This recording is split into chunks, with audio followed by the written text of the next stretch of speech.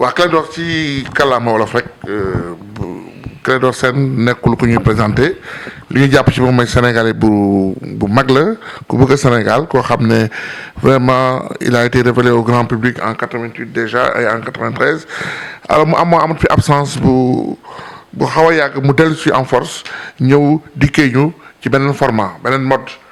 Bon, loolu du ko nangu mais moom nee na en lui sommeille beaucoup de choses. Mais ce retour bi lan moo ko motivé. waaw li ko motivé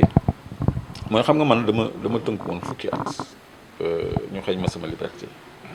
loolu dama tënk woon fukki at ñu xëj ma sama liberté loolu boo ci jógee li lay yitteel mooy nga fondé foyer jublu ci sa liggéey ak ci sa mbokk yi nga xam ni ñoo la doon jàppale à l'abri de tout tintamarre. bëgguma woon sama image génn suñ ma doon interviewé du ma maye sax dictaphone pas de son pas d'image loolu la ma sama conseil en communication santoon ma vie privée moo tax photo Clédor kenn amu ko woon Clédor ku nekk da ko doon imaginer ci façon te ñu bëri ku ñàng lañ doon xalaat ku am doole ku doy waar ku bandi bu mag a mag a mag a mag comme ni ko presse bi doon waxee ci jamonoy Abdou Diouf ku nekk image boobu la amoon ci Clédor donc moo taxoon ma choisiroon garder sama image jabar sama image doom li may dund ko tey maa ngi leen indi sama kër fii c'est la maison familiale donc nekkatuma ci cadre boobu donc dañu toog ba 2016 ñu may jéem a dugalaat kaso di ma tuumaal ay affaire terrorisme ma def benn interview ma ni léegi nag lii bu sottee man dañuy yàq sama àddina parce que dugalaat ma kaso pour 10-20 ans ci ay tuuma yoo xam ne dara nekku ci te ñoom nekkuñu ci dara lu jub ma ni léegi man naa mettre les pieds dans le plat. da nga fippu. waaw ils m'ont obligé d'adopter la meilleure façon de se défendre c'est d'attaquer donc dama génn ci lël bi ma lëlu woon parce que dama leen bàyyi woon ak seen jàmm di gëmm ci seeni tooxi doona bu noppi ñoom ñu bëgg ma jàppee nit ku bon won Sénégal yëpp ni lu bon rek mën a ma ni nag yéen dinaa leen woon d'abord maay kan mais nit ñi aussi Sénégal nee nañ ku wax feeñ nit ñi dañu xam kan mooy Clédor en fait jubluwuma ci nit ñi xam ko mais dama ci jublu man ñëw li ma ameel askan wi surtout les jeunes ma jébbal leen ko balaa yàlla di ma woo. mais ku ñu xàmmee woon nga ci keppaaru Ablaye Wade donc moo tax dégguñu la ci nguuru Ablaye Wade donc est-ce que doit-on comprendre que da nga am problème ak Macky Sall. non ma problème ak Macky Sall. mais dégguñu la ci nguuru Ablaye Wade benn yoon. non man jóguma pour dugg ci nguur man su ma jugoon pour dugg ci nguur mais dugg naa ci yàgg na su ma jugoon pour am teranga ci nguur kon am naa ko yàgg na man dama am ay principe yu may défendre parce que Ablaye Wade ba may ànd ak moom 88 moom rek la ñu yaakaaroon ni mënoon na gagner Abdou Diouf ci moom kese la ñu yaakaaroon mu am changement parce que boobu à part moom ñan ñoo fi nekkoon ay Amath Dansokho ay Landing Savané Babacar Niang ñooñu mënaluñu Senghor dara mënaluñu Abdou Diouf dara donc yaakaar boobu ñu amoon ci moom moo tax jeunesse bi yëpp y avait un élan très fort autour du mouvement Soppi boo xam ne ñi nga xam ne ñi ëpp ci ñi ko doon jàppale sax ba léegi nii duñu sax ay militants politiques. ay sympathisants n'a pas été exempt de reproche aussi. mais bien sûr mais temps yooyu. dégguñu la ci. non temps yooyu j'avais choisi de ne pas communiquer sur moi. J'avais choisi de m'occuper de moi-même, de fonder un foyer et de réussir ma vie professionnelle. Parce que on dit qu'on ne rattrape pas le temps perdu, mais j'étais en train d'optimiser le temps que j'avais devant moi. Dama xam lan mooy liberté, j'en ai profité. Donc su fekkul woon ñu jéem a dugalaat kaso ci ay pexe kon xëy na duñu ma woon sax dégg duñu ma woon sax xam. Parce que man ma conscience tranquille me suffisait. J'avais pas besoin qu'on sache que kii mooy Clédor lii la xam lii la mën non c'était pas mon souci. Bon, moi on m'a tiré de l'homme dañ ma génnee. dañ ma génnee waaw. léegi par la force des choses léegi yaa ngi njiitu benn mouvement citoyen nga donc forcément foog nga laaj la sa avis ci situation politique réew mi. tout à fait. donc ay dossiers comme pétrole bi nga xam ne indi limbeyoon jamono. ak je pense que voilà les deux questions essentielles waaw débat sur le pétrole bëri naa ci intervention yu ma def parce que daf ci am loo xam ne Sénégal yi dañ ko xamul. mën na yàq réew mën na taal réew. mën na defar réew.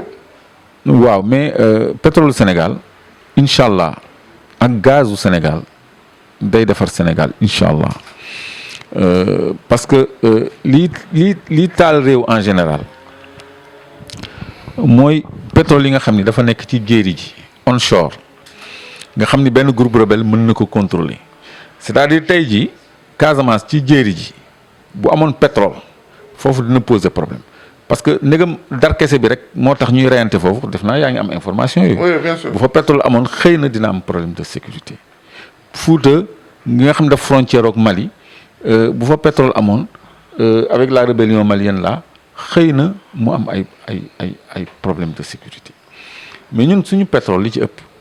offshore la ci géej gi la nekk ay plateforme yu nekk ci géej gi la kon loolu du mën a am problème politiquement tamit. Sénégal du dëkku guerre civile dëkku démocratie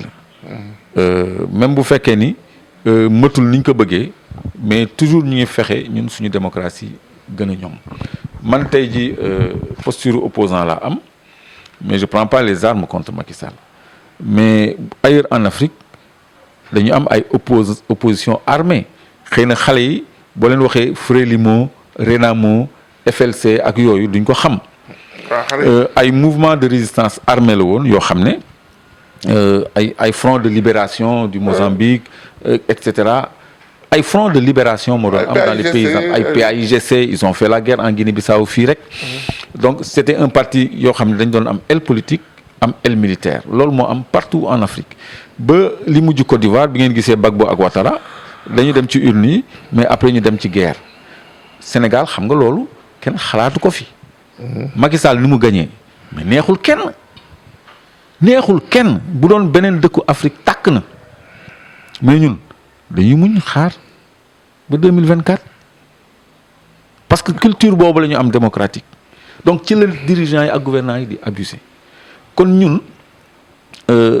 ci posture boobu daal la Sénégal nekk loolu moo ko wutale ak yeneen pays africains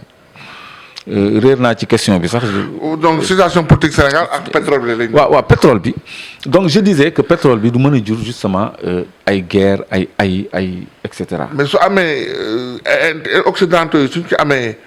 ay intérêt on sait que ñoom ñooy taal souvent les foyers de tension. waaw mais Sénégal dafa am benn position géostratégique boo xam ne il faut ñu xam ko parce que dafa am benn enjeu mondial. Sur le contrôle du gaz en Europe parce que Russie ñoom ñooy approvisionner la plupart des pays européens en gaz loolu mooy seen suprématie Gazprom notamment loolu moo koy mettre à l'abri de sanctions de l'Union européenne et des Nations unies saa ñu ko bëggee appliquer sanctions mu ne kon damay téye sama gaz gars yi bàyyi noonu léegi li nekk ci gaz Sénégal am na solo. waaw parce que Cosmos mu ngi déposé un plan de production sur le bureau du président Macky Sall de 14 millions et demi de mètres cubes waxuma la par an par jour 14 millions et demi de mètres cubes par jour réserve yi ñu ngi ko estimé à plus de 70 000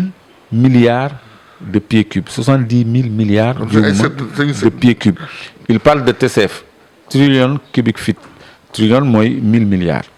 donc loolu mooy potentiel bi nekk foofu loolu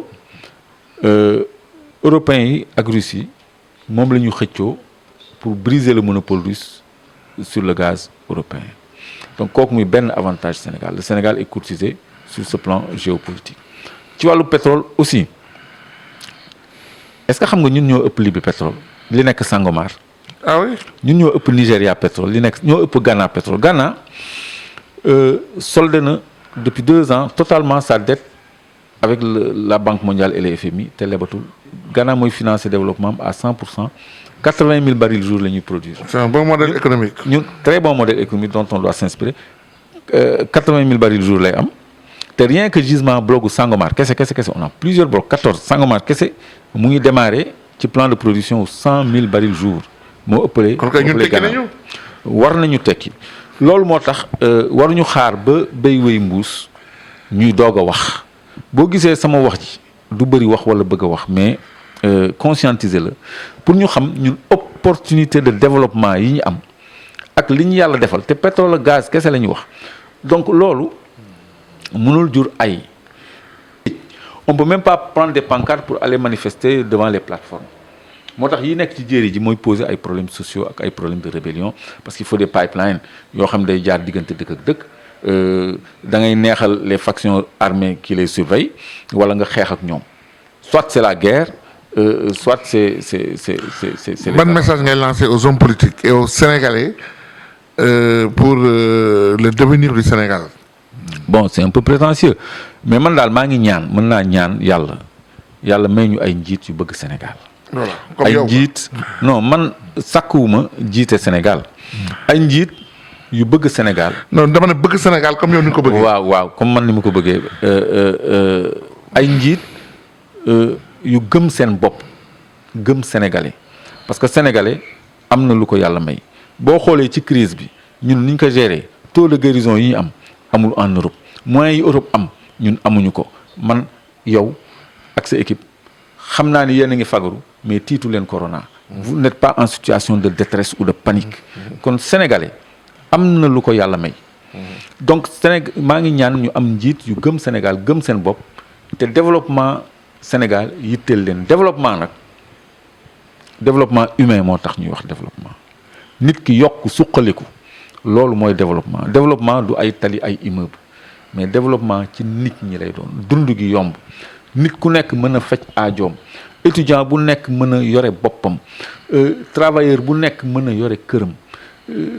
énergie accessible pétrole gaz ñun mën nañu fay courant 5000 taal climatiseur te duñ ko yëg loolu politique énergétique bu ñu war a définir la te loolu mën nañ ko prouver kilowatt à 25 francs loolu mooy norme IRD bi nga xam ne moo nekk kuréelu UEMOA nee na kilowatt heure mënul dépasser 30 francs dans la zone UEMOA donc yu mel noonu ay njiit yu mu yitteel la ñuy ñaan ñoo xam ne dañu ñëw teg loxo suñu alal pour mu jëriñ suñu réew moo tax patriotes yi naan jot na li ñëpp bokk ñëpp jot ci loolu mooy suñu combat parce que li ñëpp bokk ñëpp ci war a jot donc ñu mel noonu laay ñaan yaa ngi doon wax président Ghana bi tantôt modèle la parce que moom dafa gëm réewam gëm développement réewam gëmul aide au développement alors que ñun aide au développement la ñu gëm pays pauvre déjà très endetté dem club de Paris décembre dernier lépp fa plus de 7000 milliards alors que ce encours de la dette mu ngi woon déjà à 7000 milliards muy 15000 milliards yi ñu teg ci ndoddu askan wi war a tey la suñu ressources yi ñëw ci bor boo xam ne kenn xamul fu mu jëm ñu teggil ñu échelonné ñu dette service de la dette mooy li ñu war a natt ci suñu gafa suñu budget laay waxee gafa at bu jot pour fay bor yi ñu am service de la dette fu mu nekk nii dañ ko may Macky Sall parce que moom xamoon na ni Macron day révolutionner la dette bi maanaam li ñu war a fay bor dañ koy aj ba 5 ans maanaam kii ñëw après moom moo koy fay léegi loolu ci la lekk teg loxo 1000 milliards c'est pas par hasard loolu mooy 1000 milliards yi en fait léegi loolu lay jël di ko jox ay nitam ñuy jënd ay denrées di fay ay hôtelu ay nitam di fay ay transport ay nitam di fay ay scandale yi ngay dégg yëpp te bu kanamee lépp dina leer donc yu mel noonu defar sa réew moo ko gën a nekk yitte surtout que yow bu ñu la joxee palais doo fay jox la avion jox la parc automobile jox la caisse noire ay milliards yoo xam ni yow mën nga ci def lu la neex léegi yow nga bàyyi loolu li askan wi am nga koy caqat-caqatee di ko séddale si ay nit loolu vraiment moo tax ma nekk ci posture de opposant bi ma nekk nii parce que dama jàpp ni askan wi wàccoon na ak ay njiitam dañu war a liggéeyal askanu Sénégal sénégalais yi dañ leen war a liggéeyal parce que ñun ñooy patron yi ñun askan wi ñun ñoo moom budget bi ñun ñooy contribuer ci budget bi ñun la ñuy defaral hôpitaux yeeg écoles yeeg infrastructure lépp ça se fait en notre nom kon dañu war a am ay njiit ñu war a liggéeyal. jërëjëf Clédor mbokk internet yi kii mooy Clédor Sène sénégalais bu bëgg Sénégal ko xam ne mosuñu ko sax dégg muy tenté wu yëm a immigré léppam Sénégal la donc koo xam ne dafay symboliser par rapport aux gens de sa génération le refus c'est quelqu'un qui na koo xam ne mosul bëgg ngi noot Sénégal ngi noot ko koo xam ne il a toujours revendiqué sa liberté de ton donc kooku la ñu nekkaloon tey moo ñu def plaisir recevoir ñu pour waxtaan ak ñun pour lancer ay messages pour son pays qu'il aime bien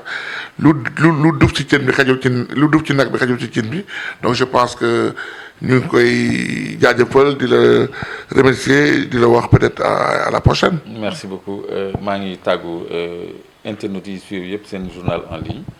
di leen xamal ni seen serviteur Clédor Sène parce que man sama mouvement duñ ma wax président mais serviteur lañ may wax parce que ñëpp serviteur la ñu war a doon